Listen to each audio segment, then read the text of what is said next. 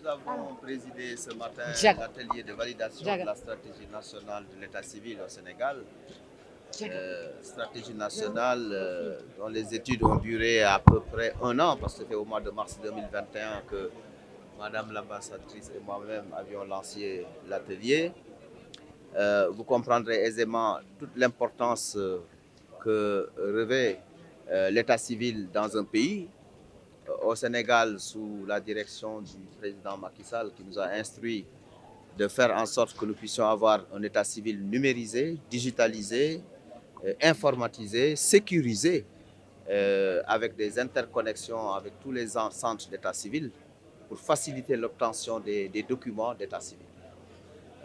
Un document d'état civil, c'est extrêmement important. C'est le premier document dont dispose une personne dès sa naissance qui puisse l'identifier, lui donner une nationalité et, et suivre cette personne durant toute sa vie, pouvoir avoir sa pièce nationale d'identité, son passeport, sa carte d'électeur. Bref, c'est un processus, c'est un document de base extrêmement important et qui a une particularité aussi d'être interministériel.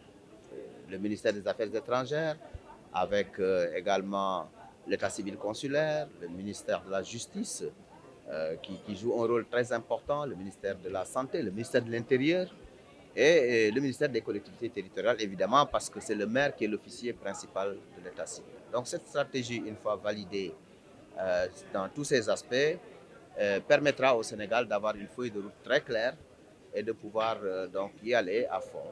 Et tout cela adossé à un programme extrêmement important qui est le programme NECAL, le programme NECAL qui est le programme de digitalisation, de numérisation de l'état civil que nous sommes en train de dérouler grâce au soutien de l'Union européenne. C'est un programme de 18 milliards de francs CFA également qui est en train de se dérouler, qui aura une partie soft et une partie hard. La partie hard, on construira des centres modernes d'état civil sur toute l'étendue du territoire national, mais là également des logiciels de gestion, etc.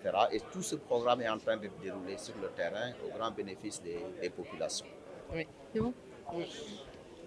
Irène Mingasson, ambassadrice de l'Union européenne au Sénégal. Bonjour à tous. Nous sommes très satisfaits de l'atelier d'aujourd'hui et de cette occasion qui nous est donnée de nous réunir à nouveau dans le cadre de ce beau programme NECAL soutenu par la Team Europe.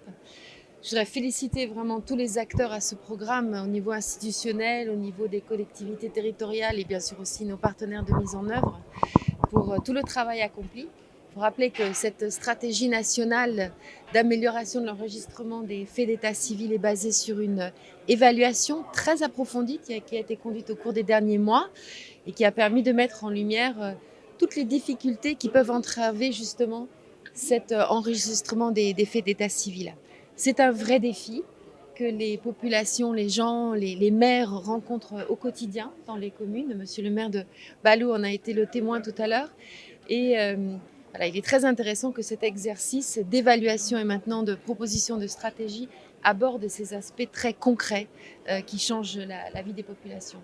Alors je vois aussi que ce travail est un travail stratégique qui aborde aussi les dimensions, on va dire, plus politiques de la question, le cadre législatif, réglementaire, la coordination entre les différentes parties institutionnelles à tous les niveaux, encore une fois au niveau central et au niveau local, la question de la capacité des acteurs, la question aussi, Monsieur le ministre disait, la partie plus hard du renforcement du dispositif, donc la création d'espaces où ces faits d'enregistrement peuvent se réaliser.